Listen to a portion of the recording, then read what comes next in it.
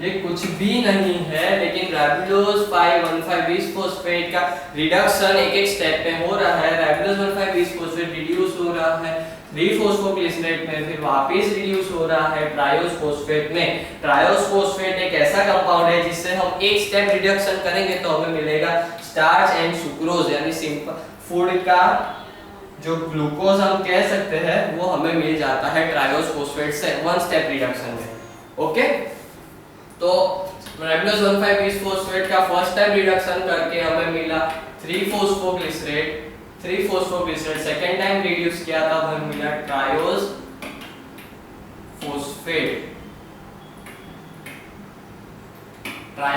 Phosphate. Okay, अब ये third process है, उसे हम रीजनरेशन कहेंगे, जो हमें एडीपी और एनएडीपीएच यहाँ पे फॉर्म हुआ। एटीपी कंज्यूम हुई और रिड्यूस हुआ और हमें मिला ADP plus factor NADP positive. Okay, NADP positive. ये जो हमें मिला वो वापस रीजनरेशन, यानी जो एडीपी है वो कन्वर्ट होगा वापस एटीपी में, और NADP पॉजिटिव है वो वापस कन्वर्ट होगा NADPH में, H2 में, जिसे हम कहेंगे रीजनरेशन, ताकि ये दोनों वापस आगे काम आ सके रिडक्शन में। CO2 तो एनवायरनमेंट से लेगा, ये हमारा बेसिक नीड है जिसे हम रीजनरेट करेंगे और हमें वापस आगे यूज आ सके। ओके, तो पहला स्टेप बाय स्टेप पढ़ लेते हैं। In this cycle, initially the atmospheric carbon dioxide is accepted by 5 carbon sugar ribulose 1,5 bisphosphate, जो कार्बन डाइऑक्साइड एक्सेप्ट करता है, resulting in generation of 2 molecule of 3 carbon compound। जो यहाँ पर फर्स्ट स्टेबल मॉलिक्यूल प्रेजेंट हुआ केल्विन साइकिल में जो first stable compound form हुआ वो था 3-फॉस्फोग्लिसरेट, जो कि 3 कार्बन कंपाउंड है। 3 कार्बन कंपाउंड, इसी वजह से इसे कहा गया C3 पाथवे। ओके, अब केल्विन साइकिल को C3 पाथवे इसीलिए कहा कि उसका फर्स्ट स्टेबल कंपाउंड उसमें 3 कार्बन प्रेजेंट होते हैं, इसी की वजह से उसे C3 साइकिल नाम दिया गया। Okay, PGA three phosphoglycerate is 3 carbon compound. Okay, formation of PGA is carboxylation. ये PGA बना 3-फॉस्फेट, इससे हम नाम दिया गया carboxylation. Addition of carboxylation, ribulose 1,5 bisphosphate में कार्बन डाइऑक्साइड ऐड हुआ और बना 3-फॉस्फोग्लिसरेट। इससे इस प्रोसेस को हमें नाम दिया गया कार्बोक्सिलेशन।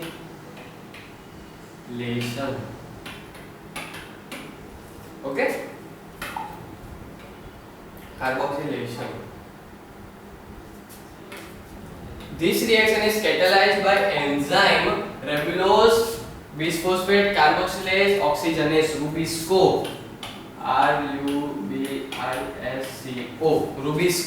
Rubisco एंजाइम है, जो कि हमने पहले बात की थी। Rubisco एक abundant enzyme on this earth है।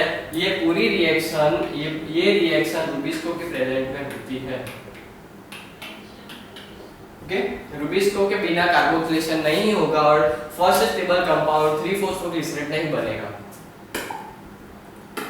Okay, next step, in the next step PGA is reduced to 3 carbon compound called triose phosphate. Okay, next step में 3-फॉस्फोग्लिसरेट वापस रिड्यूस होता है और बनाता है triose phosphate using NADPH2 and ATP, जो कि हमने पहले बात की थी। जो NADPH2 एंड ATP है वो कार्बन डाइऑक्साइड को पहले एडिशन ऑफ कार्बन डाइऑक्साइड हुआ, जिसे हमने कहा गया कार्बोक्सिलेशन।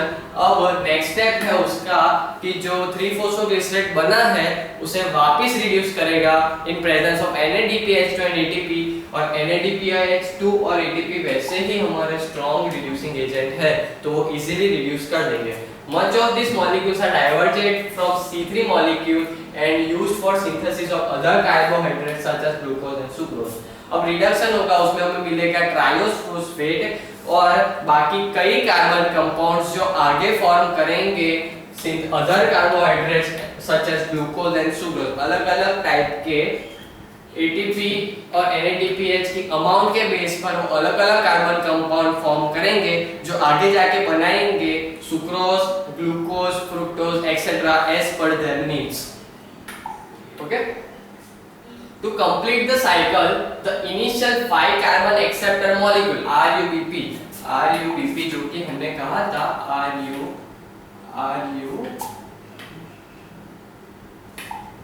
RUBP Ribulose 1,5 bisphosphate जो था उसके रीजनरेशन के लिए RUBP is regenerated from triose phosphate using ATP molecule जो कि हमारी बेसिक नीड थी, जो पहले जो कार्बन डाइऑक्साइड को एक्सेप्ट करता था RUBP उसके रीजनरेशन के लिए। अब देखो RUBP पहली साइकिल में क्या कन्वर्ट हुआ, 3 फोस्फोग्लिसरेट बना RUBP, फिर वापस ट्रायोस फोस्फेट बना ट्रायोस फोस्फेट। अब आने वाले कार्बन डाइऑक्साइड को एक्सेप्ट कौन करेगा, RUBP चाहिए।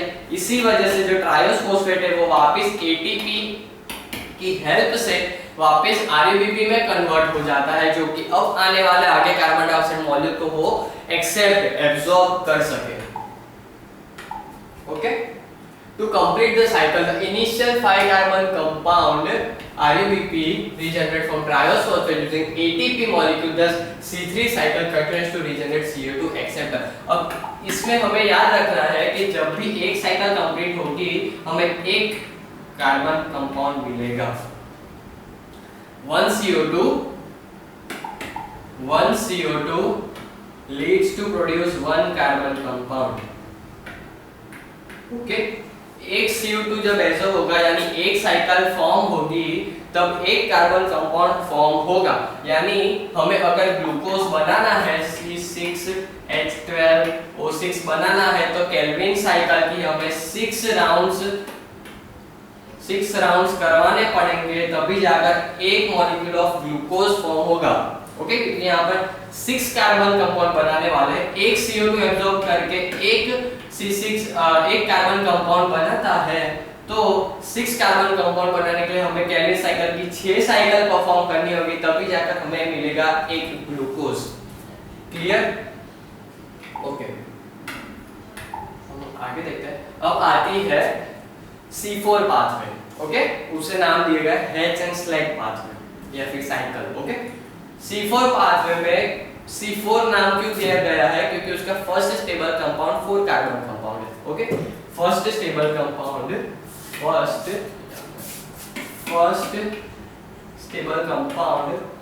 कार्बन कंपाउंड है,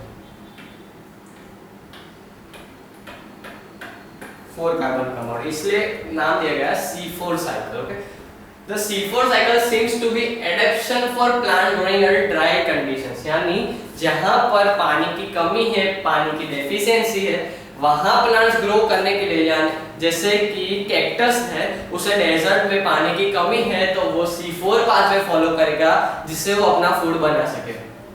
okay, C4 under dry and hot condition environment such plant can photosynthesis even in conditions of very low CO2 concentration and by partial closure of stomata।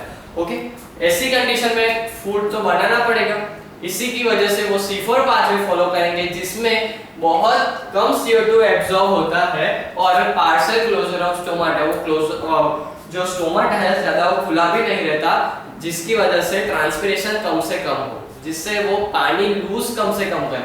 और desert यानी cactus यानी xerophytic plants की जो characteristics होती है वो है sunken stomata,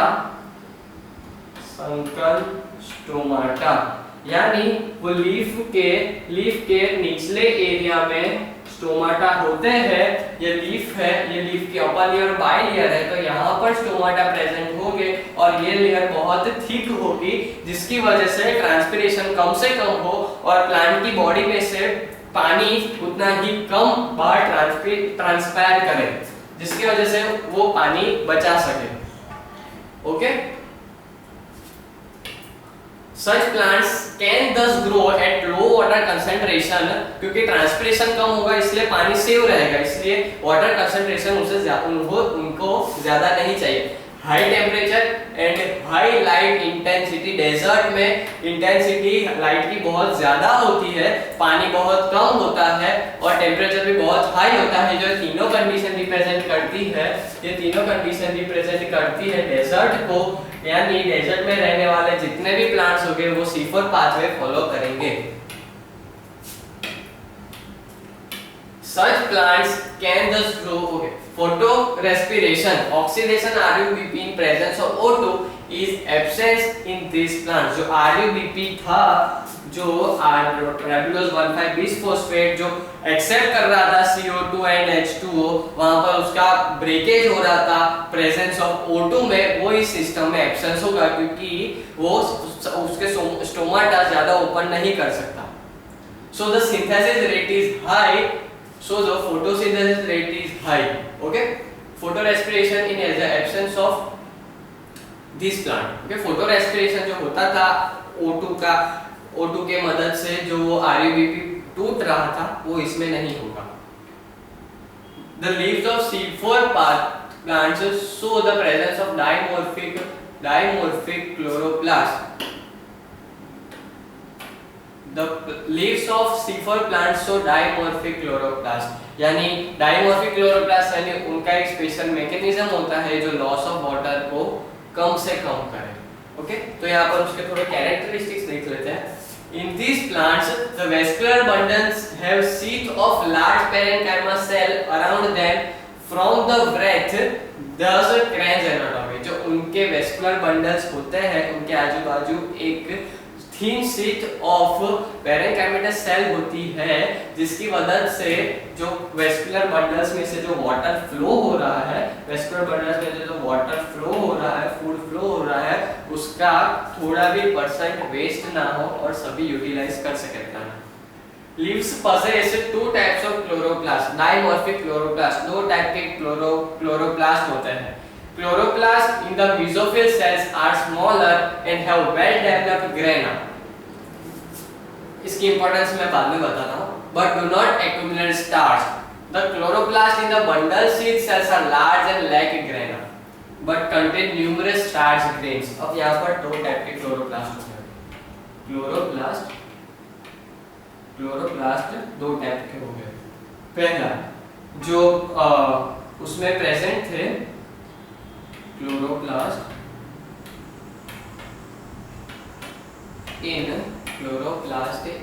in mesophyll cells। Chloroplast जो mesophyll cells में प्रेजेंट थे, जो C3 प्लांट्स होते हैं, उसमें क्लोरोप्लास्ट सिर्फ mesophyll cells में ही प्रेजेंट होते हैं। mesophyll cells में क्लोरोप्लास्ट के अंदर क्लोरोफिल, ग्रेना, थैलाकोइड, ओके, याद आ गया ना सब। तो जो क्लोरोप्लास्ट जो मेसोफिल सेल्स में प्रेजेंट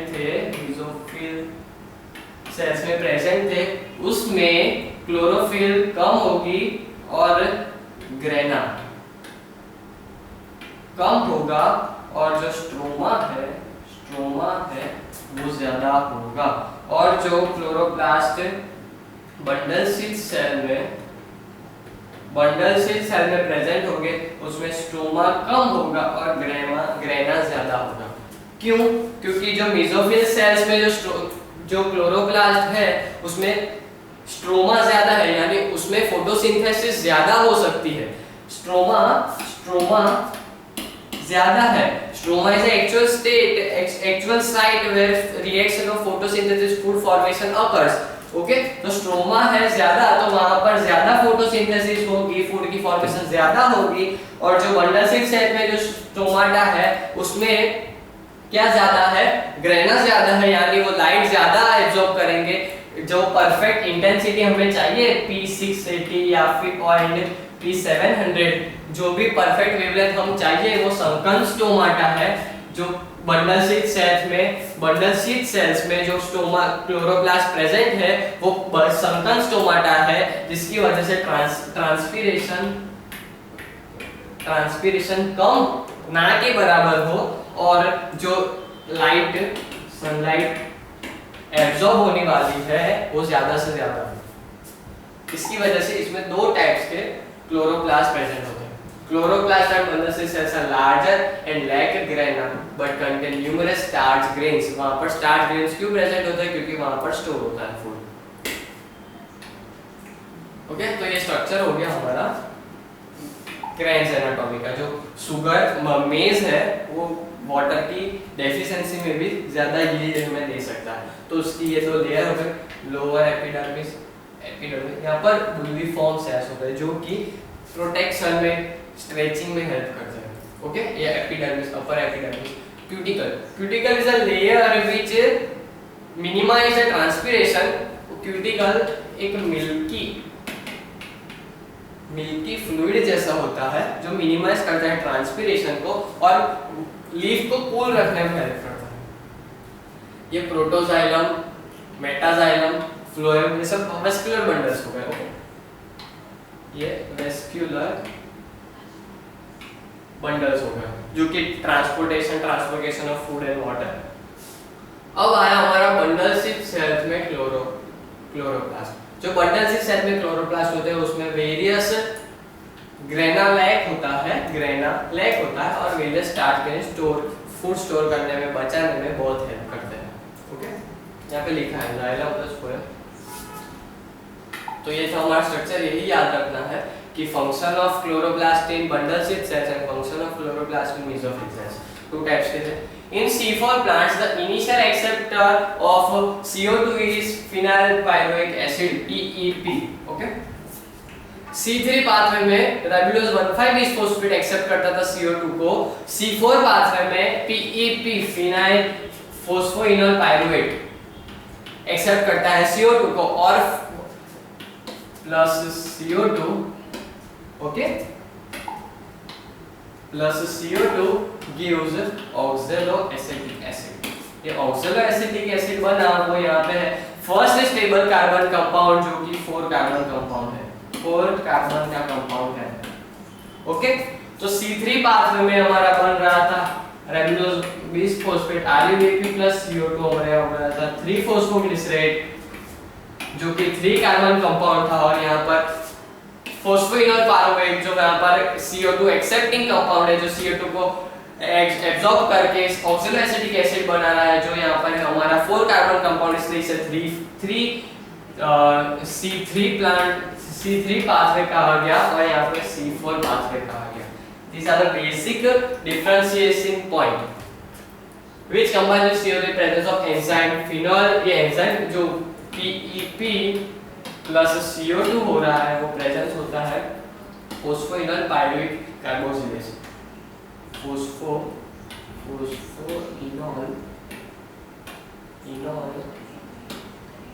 पायरुवेट कार्बोक्सिलेज। इसके प्रेजेंस में CO2 ऐड होता है और हमें देता है in form C4 acid oxaloacetic acid. जैसे कि मैंने बताया ऑक्सलोएसिटिक एसिड फॉर्म होता है OEA। This is 4 carbon compound, very first stable compound of C4 pathway। Okay, this fixation of CO2 occurs in cystole of mesophyll cells। Oxaloacetic acid is first stable compound product in this cycle C4 cycle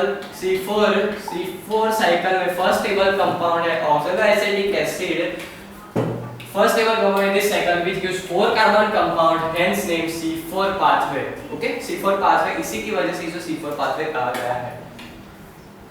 oxaloacetic acid then transfer to mesophyll cells।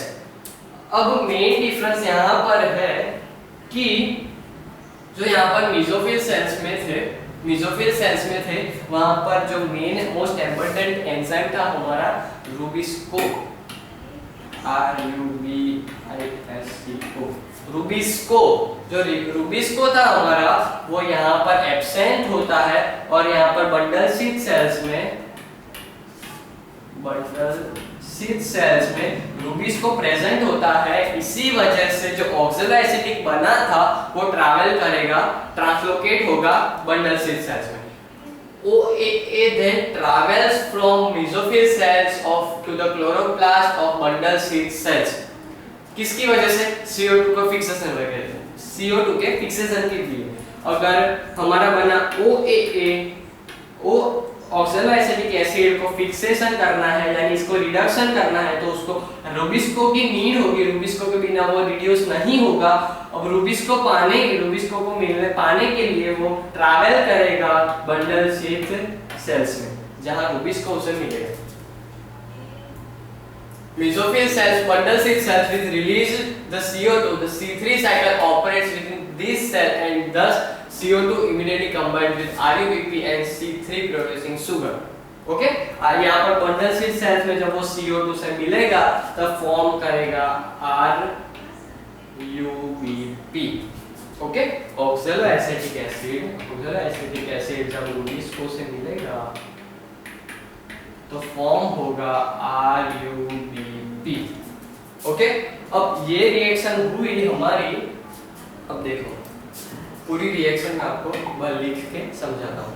अब हमारा पहला था phosphoenol pyruvate. Okay, phosphoenol pyruvate तो जो था वो first carbon acceptor था, plus CO2 होता था और हमें देता था OAA प्लस CO2।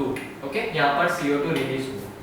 अब ये प्लांट की बॉडी के बाहर नहीं गया, लेकिन प्लांट की बॉडी के अंदर ही CO2 पड़ा है। ओके, तो ये OAA है प्लस रूबिस्को होगा और हमें देगा RUBP, रैबुलोज 1,5 बिस्फोस्फेट। लिख देता हूँ, रैबुलोज 1,5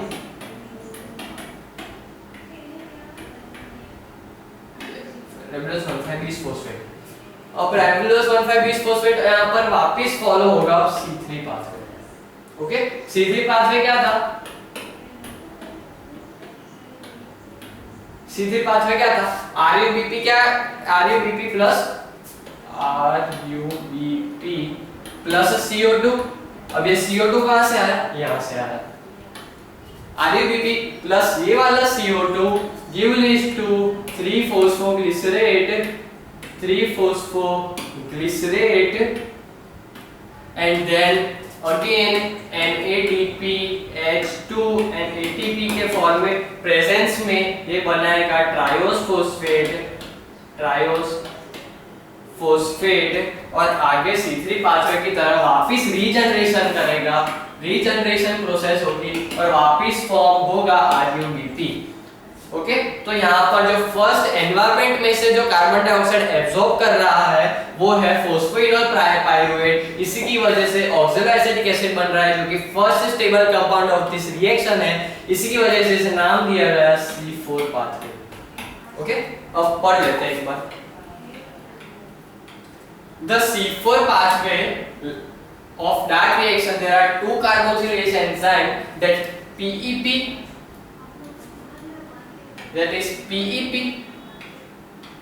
and mesophyll cells of RUBP carboxylase reaction। Okay, rubisco जो प्रेजेंस हमें मिला था, रूबिस्को जो रिएक्शन में हुआ था कि oxalo acetic acid converts into RUBP in presence of rubisco, और दूसरा एंजाइम था PEPCO। यहाँ पर था कार्बोक्सिलेज हमने पढ़ा था, वो वहां पर हुआ था PEP converted into oxalo acetic acid और यहाँ पे PEPCO phenyl pyruvic acid, phosphoenol pyruvic acid, carboxylase oxygenase. Okay, carboxylase ये दो एंजाइम इस रिएक्शन में बहुत रोल प्ले करता है जो कि ऑक्सैलो एसिटिक फॉर्म करता है first stable compound of this reaction. अब हम थोड़ा डिफरेंस देख लेते हैं। मेन टॉपिक दिया है कार्बन डाइऑक्साइड फिक्सेशन। C3 प्रांत में CO2 फिक्सेशन एक ही बार होता है, CO2 फिक्सेशन यानी CO2 एब्जॉर्ब एक ही बार होता है और C4 पाथवे में दो बार होता है। मैंने बताया कि पहले PEP एब्जॉर्ब करता है CO2, फिर RUBP फॉर्म होता है वो भी इससे बना हुआ CO2 एब्जॉर्ब करता है, यानी 2 टाइम्स कार्बन डाइऑक्साइड एब्जॉर्ब हुआ, इसलिए इसमें 2 टाइम्स एब्जॉर्ब होता है, इसमें 1 ही टाइम एब्जॉर्ब होता है जो करता है RUBP खुद। ओके, ये था carbon dioxide accept. Carbon dioxide accept कौन करता है? यहाँ पर एक ही एक्सेप्ट करता है जो RUBP एक्सेप्ट कर रहा था, and present in all green cells of plant. Green cells सभी में RUBP ही एक्सेप्ट कर रहा था, लेकिन यहाँ पर मेसोफिल सेल्स में PEPCO2 एक्सेप्ट कर रहा था, और आगे जाके RUBP भी कार्बन डाइऑक्साइड एब्जॉर्ब कर रहा था। ओके, इसलिए यहाँ पर 2 टाइम्स कार्बन डाइऑक्साइड एब्जॉर्ब हुआ, जो कि पहला ही पॉइंट था। यहाँ पर एक बार PEP ने किया और यहाँ पर एक बार RUBP ने किया, और यहाँ पर C3 प्लांट में एक ही बार हुआ जो कि RUBP ने एब्जॉर्ब किया, एक्सेप्ट किया। Okay, carbon dioxide fixing agent. तो यहाँ पर था RUBP कार्बोक्सिलेज, रुबुलोस डिस्पोजेट कार्बोक्सिलेज जो था RUBPCO, ये एंजाइम का नाम है। वो एफिशिएंट था CO2 कंसंट्रेशन लो में। जब कार्बन डाइऑक्साइड कंसंट्रेशन लो है तब ये एंजाइम हेल्प करता था कि फिर भी वो फोटोसिंथेसिस कर सके। लेकिन PEP carboxylase PEPCO carbon dioxide की कम कंसंट्रेशन में भी हेल्प करता है, और जब भी सभी रिएक्शन में वो कार्बन डाइऑक्साइड एक्सेप्ट करता है एंजाइम। ये सभी टाइम रोल प्ले करता है, ये जब कम हो तब रोल प्ले करता है। PEP carboxylase which is very efficient, even CO2 concentration low, RUBP carboxylase works efficiently because carbon dioxide ये सभी रिएक्शन में करता है। ये कम और दूसरी है कि ये कम एफिशिएंट है, ये बहुत ज्यादा एफिशिएंट है, इसमें फोटोसिंथेसिस का रेट ज्यादा होता है। Okay, the first product of photosynthesis is 3-phosphoglyceric acid 3PGA जो कि 3 कार्बन कंपाउंड है, और इसमें ऑक्सैलो एसिटिक एसिड जो कि 4 कार्बन कंपाउंड है। 4 कार्बन कंपाउंड, ये 3 कार्बन कंपाउंड। ये था basic difference between C3 pathway and C4 pathway. Concentration of CO2, तो CO2 हायर कंसंट्रेशन होगा तभी फोटोसिंथेसिस प्रमोट्स करेगा, लेकिन यहाँ पर CO2 कम है तभी भी फोटोसिंथेसिस प्रमोट करेगा। ये है बेनिफिट, कह सकते हैं कि ये बेनिफिट है C4 प्लांट्स के लिए कि CO2 की कंसंट्रेशन कम है तभी वो फोटोसिंथेसिस ज्यादा एफिशिएंसी से कर सकेगा। अब लीफ एनाटॉमी के जब बात करते हैं तो एक ही टाइप के क्लोरोप्लास्ट होते हैं जो कि मेसोफिल सेल्स में प्रेजेंट होंगे, लेकिन C4 पाथवे में 2 टाइप के डाइमॉर्फिक क्लोरोप्लास्ट देखते हैं, जो कि एक मेसोफिल सेल्स में होता है और दूसरा बंडल स्टिच सेल्स में प्रेजेंट होता है। फोटो रेस्पिरेशन एक ही बार होगा और यहाँ पर फोटो रेस्पिरेशन होगा ही नहीं। ओके, एफिशिएंसी, ये लीव्स लेस एफिशिएंट होती है C4 पाथ में, और इसमें इसकी यील्ड बहुत कम होती है। जब बात करते हैं हम C4 की तो इसकी एफिशिएंसी ज्यादा होती है और इसकी यील्ड C3 पाथ में फॉलो करने वाले प्लांट्स से ज्यादा होती है। What is NADP? Is a chemical form of energy. Why dark reaction is called so? Because they don't need light in this reaction. Okay? Light की presence जरूरी नहीं होती, सिर्फ रिडक्शन ही करना है हमें CO2 का, इसी वजह से लाइट की कोई इंपॉर्टेंस नहीं है डार्क रिएक्शन में।